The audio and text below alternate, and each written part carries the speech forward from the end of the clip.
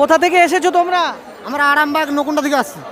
এর মধ্যে করেই যাবে ওদের পবিত্র গঙ্গা ভর্তি। এবং থাম্বনেল দেখে আপনারা নিশ্চিত বুঝতে পেরেছেন এই ভিডিওটা হতে যাচ্ছে তারকেশ্বর মন্দিরে তারকনাথের মাথায় জল ঢালতে যাওয়া তীর্থযাত্রীদের দীর্ঘ পথযাত্রার যাচ্ছে। তীর্থযাত্রীদের দীর্ঘ পথ অতিক্রম করার কাহিনী থাকছেই, তার সাথে আমি রেখেছি যে যে জায়গাগুলো টাচ করে যায় সেই জায়গাগুলোর কি ঐতিহাসিক এবং আধ্যাত্মিক ঘটনা যেগুলো মানুষের মুখে মুখে ফিরে বেড়ায়, সেগুলোই আমি সংগ্রহ করে আপনাদের জন্য তুলে ধরার চেষ্টা করেছি। যারা গিয়েছেন এই তীর্থযাত্রাতে জল চড়ানোর জন্য তারকনাথের মাথায়, তারাও মনে হয় এই সব ঘটনাগুলোকে অনেক সময় এড়িয়ে গিয়েছেন। যারা জাননি তাদের তো উপকার হবে। তো চলুন কথা না বাড়িয়ে শুরু করি। তারকনাথের মন্দির বা তারকেশ্বরে যাওয়ার উদ্দেশ্যে সবাই এসে প্রথমে জমা হন শেওড়াফুলিতে বা সারাফুলিতে।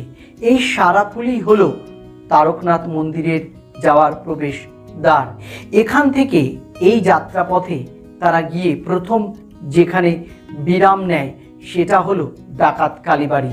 ডাকাত কালীবাড়ির পরে কাশী বিশ্বনাথ, কাশী বিশ্বনাথের পরে গিয়ে তারা থামেন জল দেওয়ার উদ্দেশ্যে লোকনাথ মন্দিরে।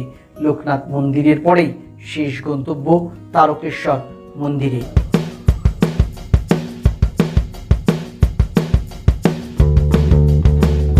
এই শেওড়াফুলি সারাফুলিতে যারা রয়েছেন তীর্থযাত্রীরা, তাদের সাথে পা মেলানোর আগে চলুন ভিউয়ার্স আমরা একটু খুঁজে আসি শেওড়াফুলি বা সারাফুলিতে কোন ঐতিহাসিক স্থান রয়েছে বা কোনো আধ্যাত্মিক স্থান। নিস্তারিণী কালীবাড়ি, এটাই হলো নিস্তারিণী কালীবাড়ি।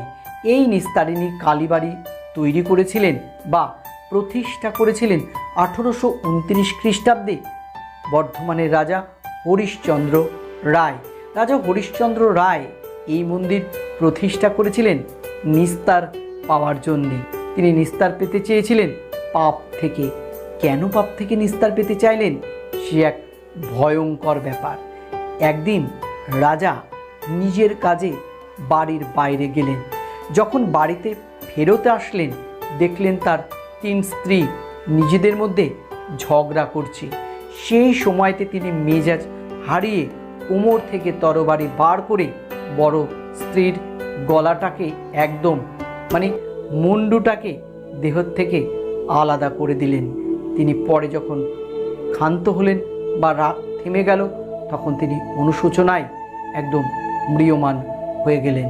পরে তিনি সেই মৃত স্ত্রীকেই দেবতার রূপ দেওয়ার জন্যে এই মন্দির তৈরি করেছিল বলে লোকমুখে শোনা যায়। শুধু লোকমুখে নয়, নথিতে তাই লেখা আছে। এখানে নিস্তারিণী কালীমায়ের কোনো ঘট নেই, তার হাতে খড়গও নেই, তার হাতে রয়েছে তরবারি। তিনি পঞ্চমুখী আসনের উপরে বসে থাকেন। সারাফুলির গুরুত্বপূর্ণ জায়গাটা আমাদের দেখা হয়ে গেল। এবার চলুন ওদের সাথে পা মিলিয়ে হাঁটতে থাকি, এগোতে থাকি সেই তারকেশ্বরের উদ্দেশ্যে, যেভাবে ওরা এগোতে থাকবে।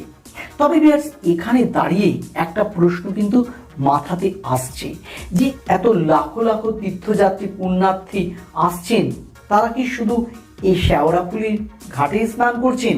তাহলে তো এখানে তিল ধারণের জায়গা থাকতো না, বা আপনি আমি দাঁড়িয়েও থাকতে পারতাম না। তাহলে আর কোন ঘাট আছে? অবশ্যই আছে। সেটা কিন্তু খোঁজ আমি নিয়েছিলাম, জেনে নিয়েছিলাম আপনাদের অগোচরে। হ্যাঁ, এখান থেকে গিয়ে যে ঘাটগুলো আমরা পাবো সেগুলো হচ্ছে, প্রথমেই পেয়ে যাব জগন্নাথ ঘাট, তারপর পদ্মার ঘাট, তারপর আপনার দাদুর কি নাম? প্রত্যেকবার এভাবেই পুণ্যার্থীরা স্নান করেন। সত্যি কথা বলতে আমরা এতদিন ধরে যেটা জানতাম যে শেওড়াফুলি ঘাটেই সবাই স্নান করে, কিন্তু এবার প্রথম জানতে পারলাম যে জগন্নাথ ঘাটগুলোর একটা ঘাট। সেক্ষেত্রে কি আপনাদেরকে কিছু পয়সা কিছু দিতে হয় না এমনি স্নান করে যেতে পারেন সবাই? এটা হলো শ্যামাচরণ চট্টোপাধ্যায় ঘাট। প্রাচীন বটের নিচে তৈরি গঙ্গার পাড়ে স্নানের ঘাট, এটাকে বলা হয় বালি। এটা হলো বৈদ্যবাটি ত্রিশক্তি ক্লাব ঘাট। তার দেখতে পাচ্ছি জানেন তো ভিউয়ার্স, এই সমস্ত ঘাটগুলোতে প্রত্যেক পুণ্যার্থী বা তীর্থযাত্রীকে দিতে হয় 10 টাকা মাথা পিছু স্নান করার জন্যে। তবে কি পয়সা দিয়ে ছাড়া স্নান করার কোনো ঘাট নেই? অবভিয়াসলি আছে। কোনটা সেটাই চলুন একটু দেখি। আচ্ছা, এই যে ঘাটটাতে স্নান করলে, এই ঘাটটার নাম কি জানা আছে? বৈদ্যবাটি ঘাট, না, এটা নিমাই তীর্থ ঘাট। নিমাই তীর্থ, বৈদ্যবাটি। আচ্ছা, হ্যাঁ, এটাই হলো সেই ঘাট যেখানে পয়সা দিতে হয় না, নিমাই তীর্থ ঘাট। নিমাই অবশ্যই শ্রী চৈতন্য মহাপ্রভু। শ্রী চৈতন্য মহাপ্রভু এই ঘাটের সাথে কিভাবে সংযুক্ত রয়েছেন, কিভাবে তার নামের সাথে সাথে এই ঘাটটা সংযুক্ত, সেটা কিন্তু জানতে ভুল করিনি। চলুন আপনাদেরকে এবার সেটা জানিয়ে দিই। আচ্ছা, এই যে নিমাই তীর্থ ঘাট বলছে, এটা কি হ্যাঁ, ইনি সিদ্ধ মহাপুরুষ নিমাই সন্ন্যাসের নাম সবাই আপনারা জানেন। নিমাই এখানে এসে উনি এখানে একটা নিম গাছ বৃক্ষরোপণ করেছেন। নিম গাছ রোপণ করে তা ওই গঙ্গা স্নান করে, এবং আমাদের এখানে একটা ভদ্রকালী বলে মন্দির আছে, তার পাশে একটা মিষ্টির দোকান, বর্তমানে সেটা আর নেই এখন। সেখানে কথিত আছে যে হাতে সোনার বালা বাঁধা দিয়ে তিনি এখানে মিষ্টি খেয়ে এখান থেকেই তিনি সন্ন্যাস গ্রহণের জন্য উদ্দেশ্যে রওনা হয়েছিলেন। তাই থেকে এটা নিমাই তীর্থ ঘাট। আমি কিন্তু ভিউয়ার্স একদম রিয়েল ঘটনাগুলোই আপনাদের সামনে এই ভিডিওতে তুলে ধরছি। চলুন এবার সোজা তীর্থযাত্রীদের সাথে পা মেলাতে মেলাতে এগোতে থাকি।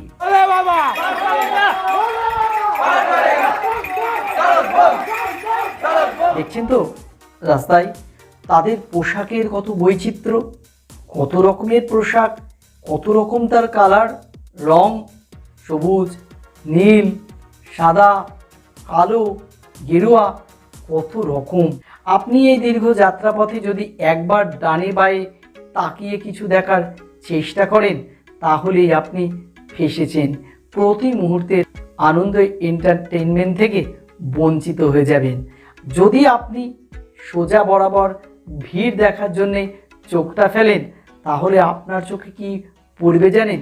এই দেখুন, এই সমস্ত বড় বড় মূর্তিগুলো দুর্গা, মা কালী, হনুমান দেবতাদের মূর্তি বানিয়ে নিয়ে আসেন।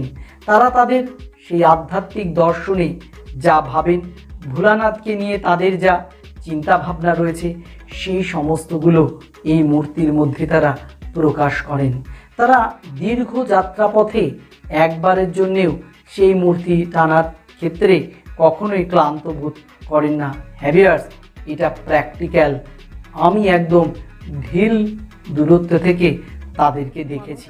কাছড়াপাড়া থেকে এই ট্রাইসাইকেল চালিয়ে। দাদা, কোথায় বাড়ি আপনার? কাঁচরাপাড়া, কি নাম? সুজিত মল্লিক। কাছড়াপাড়া থেকে এইভাবে গাড়ি চালিয়ে আসছেন? হ্যাঁ। এই বাড়ি কি প্রথম এলেন? না, এই বলছি 3 বছর। 3 বছর? হ্যাঁ। মনে শক্তি আছে? হ্যাঁ। ঠিক পৌঁছে যাবেন? হ্যাঁ। আচ্ছা, আরো কত বছর আসার ইচ্ছা আছে? যতদিন বেঁচে থাকবো। হ্যাঁ, যতদিন বেশি লাগবে। ভালো থাকবেন।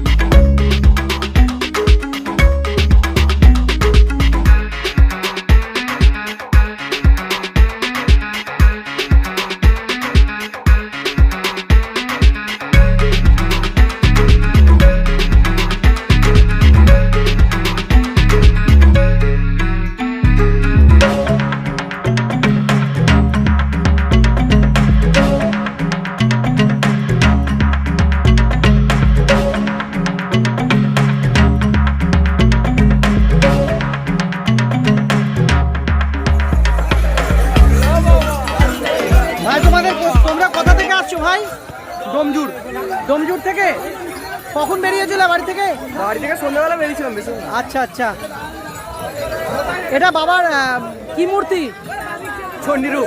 হ্যাঁ, চণ্ডীরূপ। চণ্ডীরূপ। 40 কিলোমিটার এই যাত্রাপথ তারা সূর্যের তাপ মাথায় নিয়ে শুরু করে। সেই সূর্য কখন পশ্চিম দিকে অস্ত গিয়ে চাঁদ উঠে পড়ে আকাশে, আবার পরের দিন সকালবেলা সূর্য পূব দিকে উঠে পড়ে, তা তারা বুঝেই উঠতে পারেন না। এই যে চাঁদ সূর্যের উদয় অস্ত তারা যেমন টের পান না, তাদের কতটা ক্লান্তি, তারা কতটা পরিশ্রম করছে তারাও সেটা টের পান না। ভোলানাথের মহিমাতে, তারকনাথের মহিমাতে তারা প্রতি মুহূর্তে এইভাবে আনন্দ করতে করতে যান। হয়তো দুই একজন একটু ক্লান্ত হয়ে পড়ে, কিন্তু প্রত্যেকে খালি পায়ে তারা তাদের সুসজ্জিত বাঁকে করে জল নিয়ে যান। আর এই বাঁকগুলো দেখার মতো থাকে। দেখুন বিভিন্নভাবে সাজানো বাঁকগুলো, কোনো বাঁক বড়, কোনো বাঁক ছোট একা নিয়ে যাওয়ার জন্যে, কোনো বাঁকগুলো রয়েছে আবার দলগতভাবে নিয়ে যাওয়ার জন্যে। প্রত্যেক বাঁকেই থাকে ছোট ঘট কিংবা বড় ঘট কিংবা ঘড়া। প্রত্যেক ঘড়াতে, প্রত্যেক পাত্রেই থাকে গঙ্গা জল, যেটা তাদের কাঙ্ক্ষিত তারকনাথের মাথায় দেবে। এই সমস্তগুলো দেখতে দেখতে ভিউয়ার্স, তাদের সাথে সাথে পা মেলাতে মেলাতে এবার কোথায় চলে এলাম জানেন তো? এবার চলে এলাম আমরা ডাকাত কালীবাড়িতে। ডাকাত কালীবাড়ি, হ্যাঁ, ডাকাতের পুজো করা এই কালী মা। সত্যি কথাই আমি নিজে বলছি না, আপনাদেরকে সত্যটা জানাবো না? শুনুন। মন্দিরটা হচ্ছে 550 বছরের হবে, এটা আনুমানিক, আরও বেশিও হতে পারে। আর এখানে রঘু ডাকাত মানে মায়ের ঘটে পুজো করে তারপরে ডাকাতি করতে যেত। এবার তখন সারদা মা আসছিল দক্ষিণেশ্বর যাবে বলে কামারপুকুর থেকে। এবার সারদা মাকে দেখে ডাকাতরা মানে ভেবেছে অন্য কোনো ভালো ঘরের সোনা দানা অনেক কিছু পড়েছিল। তখন সারদা মার সাথে মানে সেই ধরাধরি খেলার মতো করছিল ডাকাতরা। তখন ওরকম ঘুরতে ঘুরতে মায়ের মূর্তিটা মানে সারদা মায়ের ওপর দেখেছে। দেখতে তখন তো মায়ের কাছে অন্যায় স্বীকার করেছে, মায়ের কাছে কান্নাকাটি করেছে। তখন মাকে নিয়ে গেছে ডাকাতের বাড়িতে, নিয়ে যে মাকে সেই রাত্রিরে রেখে আর পরের দিন দিয়ে এসেছে মাকে দক্ষিণেশ্বরে ডাকাত।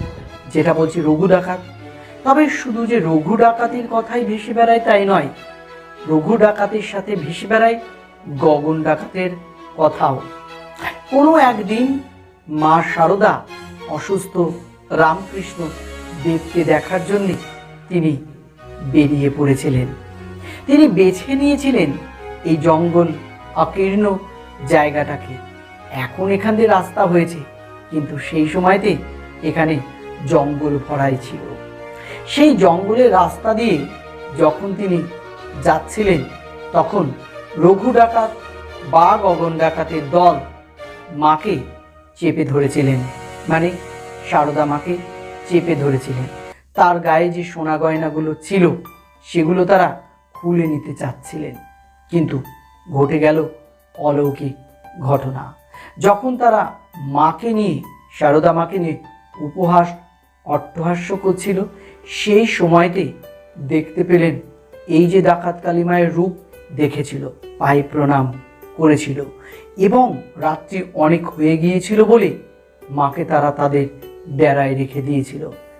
সেই ডেরায় রেখে দিয়ে রাত্রিবেলাতে মা শারদাকে খেতে দিয়েছিল চাল এবং কড়াই ভাজা। এই খেয়ে রাত্রি যাপন করেছিলেন তাদের সাথে। পরবর্তী সময়ে রঘু ডাকাত বা গগন ডাকাত এই মূর্তি স্থাপন করেছিলেন। প্রথম দিকে গগন ডাকাত বা রঘু ডাকাত পুজো করতেন ঘটে। পরবর্তী সময়ে এই মূর্তি তারা বানিয়ে পুজো করেন, খুব প্রতিষ্ঠিত করে তোলেন। বর্ধমানের রাজা যখন তিনি স্বপ্নাদেশ পান এই কালী মায়ের। ডাকাত কালীবাড়ি দেখা হলো, ডাকাত কালীবাড়িতে এরই মধ্যে আমাদের সাথে আসা পুণ্যার্থীরা জল ঢেলে ফেলেছেন এই চোঙে। এবার চলুন তাদের সাথে পা বাড়াই পরের গন্তব্য কোনটা?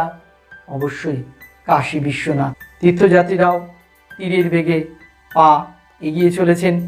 আমরা কি আর থেমে থাকবো? চলুন ওদের সাথে আমরাও এগোতে থাকি কাশী বিশ্বনাথের দিকে।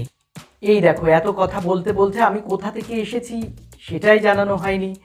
আমি কৃষ্ণনগরের ছেলে। আমি কৃষ্ণনগর থেকে ট্রেন পথে চলে এলাম ব্যারাকপুর, সেখান থেকে গাড়ি পথে চলে এলাম ঘাটে মনিরামপুর, সেখান থেকে টপকে নদীপথ ধরে চলে গেলাম শেওড়াফুলি। আমি সঞ্জয়, সঞ্জয় থটস ইউটিউব চ্যানেলেই আমি আছি আপনাদের সামনে এই মুহূর্তে। ইতিমধ্যে আমরা দেখেছি তীর্থযাত্রীদের পোশাক, মাপ ইত্যাদি। এবার আমাদের ডাকাত কালীবাড়ি থেকে কাশী বিশ্বনাথে যাওয়ার এই রাস্তাতে আর কি চোখে পড়ে? বলতে বলতে দেখেছেন চোখে পড়ে গেল।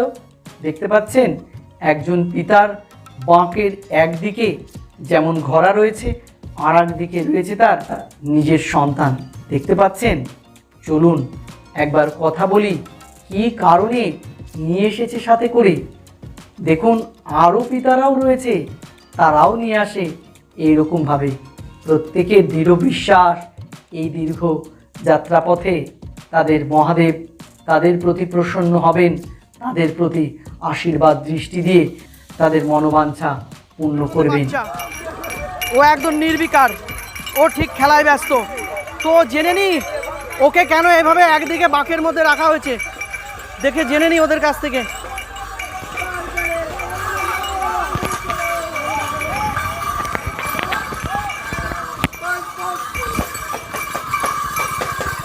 বলছি ওকে বাঁকের একদিকে নিয়ে আসা হয়েছে কেন?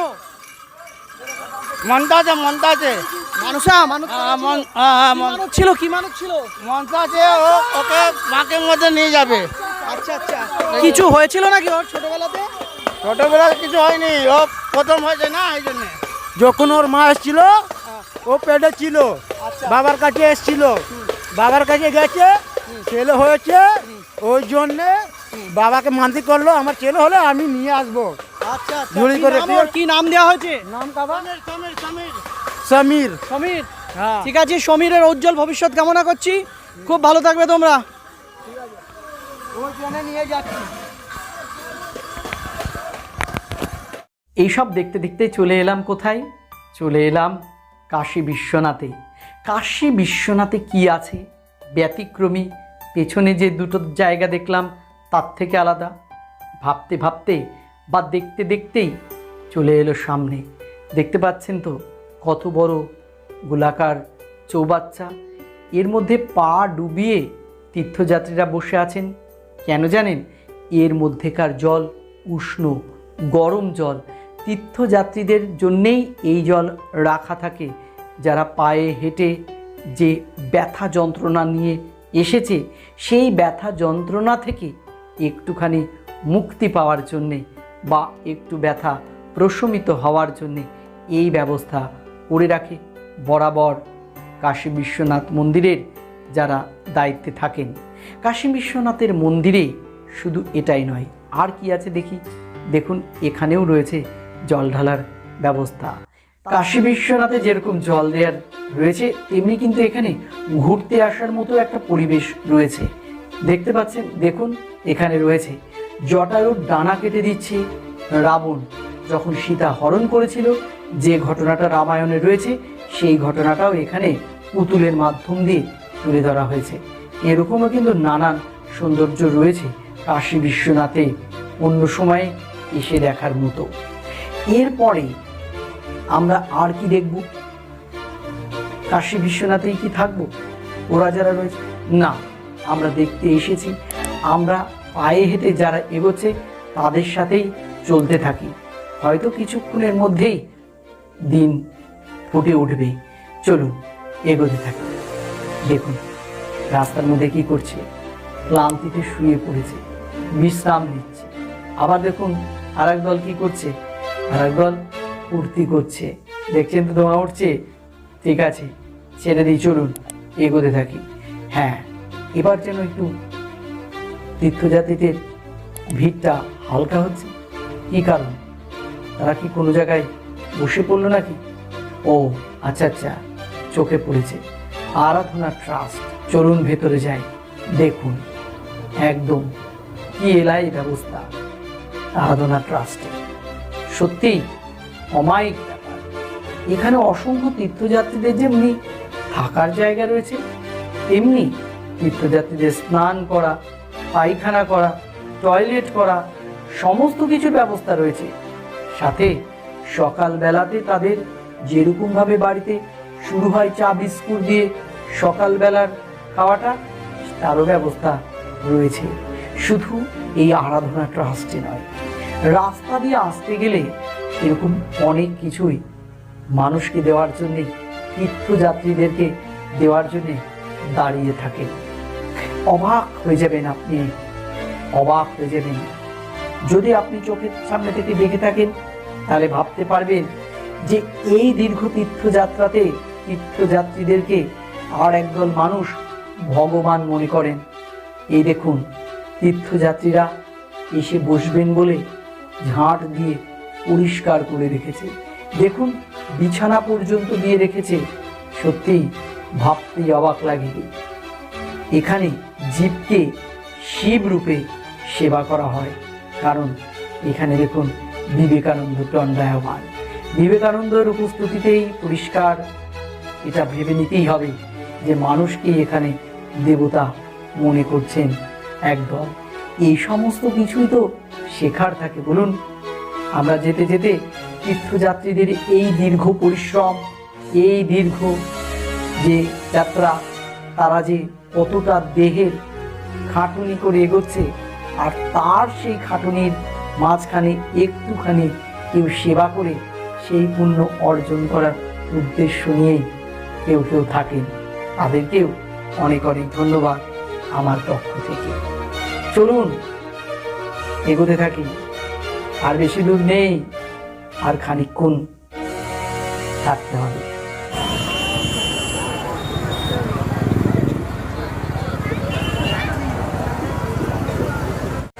চলে এলাম বলতে বলতেই লোকনাথে। লোকনাথ ত্রিকালদর্শী, ব্রহ্মচারী, 12 দিন লোকনাথ? না না, একদম নয়।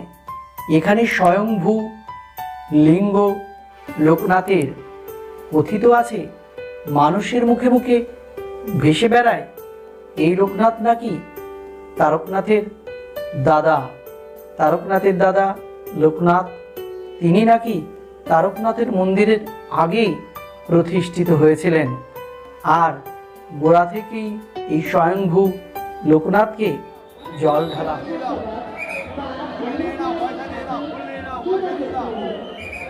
বলছি, লোকনাথ মন্দিরের আধ্যাত্মিকতা একটু বলুন তো। লোকনাথ বাবা, এটা যেমন লোকনাথ ব্রহ্মচারী নয়, এটা লোকনাথ বাবা লোকনাথ ব্রহ্মচারীর আগে থেকেই উৎপত্তি। হ্যাঁ, ব্রিটিশরা যখন দেশ স্বাধীন করতে আসে, যুদ্ধ করতে, তার আগে থেকে এটা ছিল প্রথম বাবার তালপাতার ছাউনি। তো তালপাতার ছাউনি এরকম থাকতে থাকতে একটা জমিদার, সে তার জেল হয়, তো তাকে বাবা স্বপ্ন দেয় যে তুই আমার মন্দির করে দে, আমি তোর জেল থেকে মুকুব করে দেবো। তো তার ফাঁসির সাজা হয়েছিল, কিন্তু তার ফাঁসির সাজা মুকুব হয়ে গেছিলো। ও পরের দিন এসে বাবার মন্দির সাফ করে দিয়ে গেছে। তাও অনেক দিন আগে, মানে হাজার বছর আগে। আমার মনে হয় যারা আসেননি, শুধু নাম শুনেছিলেন যে লোকনাথ, তারা হয়তো ভাবতেন ব্রহ্মচারী লোকনাথ, কিন্তু না, এই লোকনাথ শিবের আর এক রূপ লোকনাথ। নাথ দেখা হলো, জল দিচ্ছেন তীর্থযাত্রী, তাদেরকে দেখা হলো। এবার চলুন আমরা যেতে থাকি তারকেশ্বরের মন্দিরে। এসে পৌঁছে গেলাম শেষ গন্তব্য তারকনাথের মন্দিরে। তারকনাথের মন্দির নিয়ে যে ইতিহাস মানুষের মুখে মুখে ফিরে বেড়ায়, তা হলো 1729 নাগাদ এই মন্দির নির্মাণ করেন রাজা ভরমল্ল। রাজা ভরমল্ল এই মন্দির নির্মাণ করেন কিভাবে? তার গোপালক, যিনি গরু চড়াতেন, প্রত্যেক দিন এখানে এসে এই পাথরটাকে তোলার চেষ্টা করতেন। একদিন সেই গোপালক বললেন ভরমল্লের ভাইকে, তিনি দেখতে এলেন, গিয়ে বললেন ঘটনাটি দাদাকে। রাজা নিজে গেলেন, দেখলেন এবং সেটাকে উপড়ে ফেলার জন্যে লোকও নিয়ে গেলেন। সেই রাত্রে নাকি তিনি স্বপ্ন দেখলেন যে এটা নাকি এখান থেকে সোজা কাশী বিশ্বনাথ উত্তরপ্রদেশ পর্যন্ত চলে গেছে। স্বয়ম্ভু এ নিজেই একা একাই মাটি ফুঁড়ে বের হয়েছে। এই ইতিহাস আজও মানুষের মুখে মুখে ফিরে বেড়ায় তারকনাথের মন্দির নিয়ে। এই তারকনাথের মন্দিরে মানুষজন আসেন সারা বছরই জল দিতে। আর তার থেকেও বড় কথা, এই যে তারকনাথের মন্দিরের সাথে রয়েছে যে দুধ পুকুর, এই দুধ পুকুরে নাকি স্নান করলে মানুষের মনস্কামনা পূর্ণ হয়, জটিল রোগ সেরে যায়। তবে এখন এই দুধ পুকুরে স্নান করতে দেওয়া হয় না। এই দুধ পুকুর অত্যন্ত গভীর এবং সেটা সুরক্ষিত করে রাখা আছে ঘিরে। শুনলেন তো ভিউয়ার্স তারকনাথ মন্দিরের ইতিহাস। এরকমই গল্পকথা, এরকমই অলৌকিক কাহিনী কথা মানুষের মুখে মুখে ভেসে বেড়ায়। শেষ হলো গোটা যাত্রাপথ, 40 কিলোমিটার যাত্রাপথ। আমি এইসব দেখা জানার জন্যে পায়ে হেঁটে তীর্থযাত্রীদের সাথে গিয়েছিলাম। জানি না আপনাদের কেমন লাগলো ভিডিওটা। যদি ভালো লাগে আবারও অনুরোধ করব, প্লিজ ভুলবেন না লাইক, কমেন্ট, শেয়ার করতে। যারা চ্যানেল সাবস্ক্রাইব করেননি প্লিজ সাবস্ক্রাইব করবেন। আপনাদের ফিডব্যাকই তো আমাকে প্রেরণা যোগায় কাজ করতে। দেখা হবে আরও একটা ভিডিওতে এর পরের সময়তে। ততক্ষণ আপনারা ব্যস্ত থাকুন আপনাদের উন্নতির কাজে, আমি ব্যস্ত থাকি ভিডিওটা বানাতে। ভালো থাকবেন, স্বাস্থ্যের প্রতি খেয়াল রাখবেন।